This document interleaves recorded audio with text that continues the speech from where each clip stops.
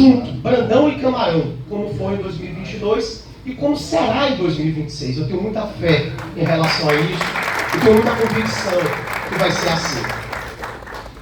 E eu faço isso no momento e quero lembrar vocês que nesta mesma fase, em abril de 2021, o então vice-governador Carlos Brandão também começou a caminhada.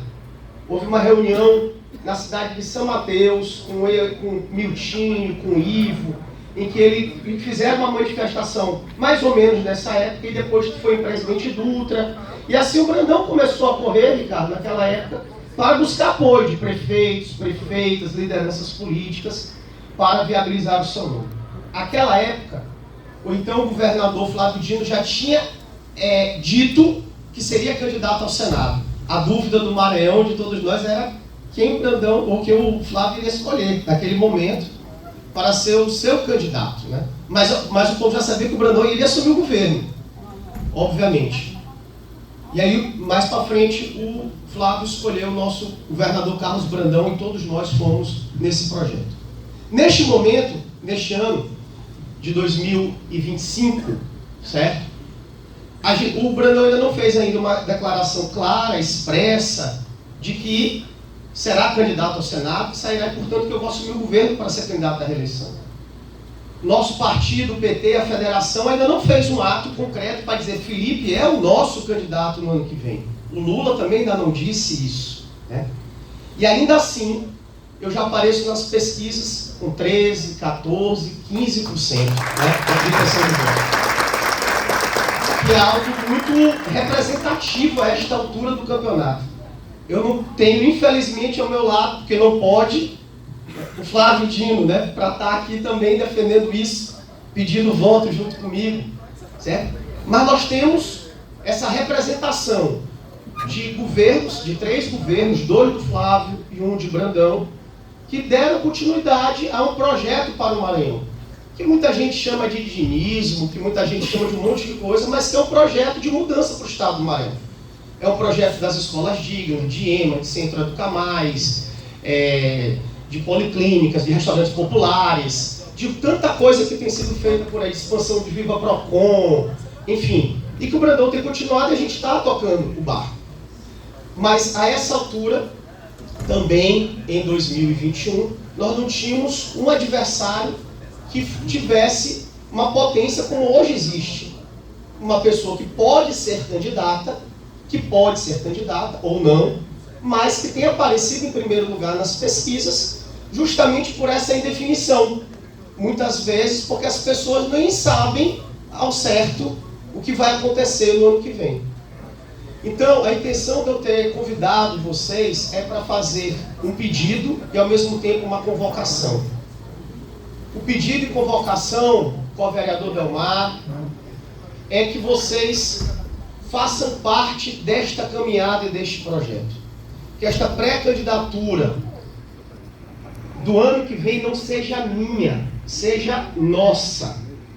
Eu preciso que vocês caminhem comigo para essa pré-candidatura se transformar numa candidatura ao governo no ano que vem.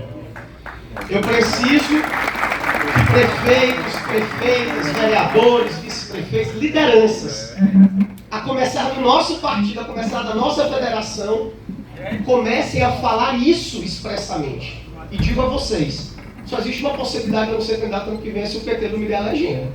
O presidente já me disse que não dá a legenda. Então, você é candidato ao governo, e a razão disso é muito simples.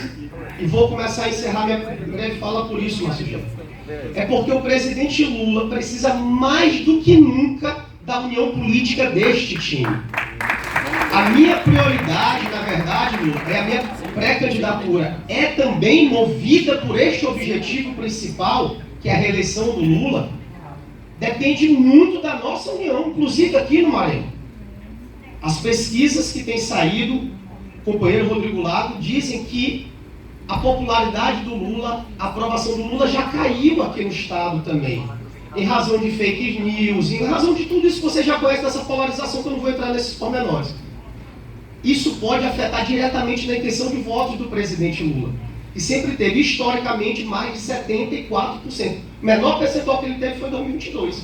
o PT, de 89 para cá, nem com a Haddad, na verdade foi 73, o Haddad teve 74 no segundo turno. Então a menor votação que a gente teve na história, de 89 para cá, foi em 2022, em razão da polarização política. Lembra muito bem, Francimar, e da divisão, porque do nosso campo saíram 2 candidatos. Vocês lembram disso? E se a gente somar os votos que nós tivemos, eu e o Brandão, e os votos que o Everton teve, deu exatamente o voto do Lula no segundo turno. Exatamente, sem tirar nem pôr.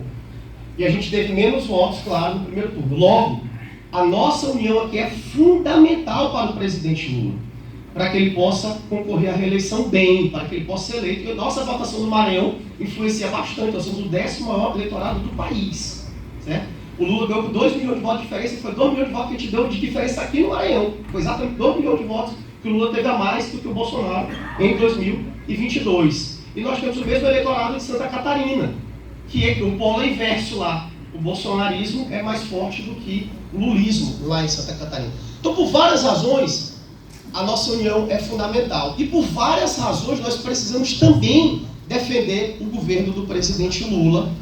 E esta pré-candidatura, esta caminhada que se inicia pelo Maranhão, vai também ajudar, creio eu, acredito eu, para que a gente possa defender os programas do presidente Lula, que têm sofrido ataques constantes da extrema-direita.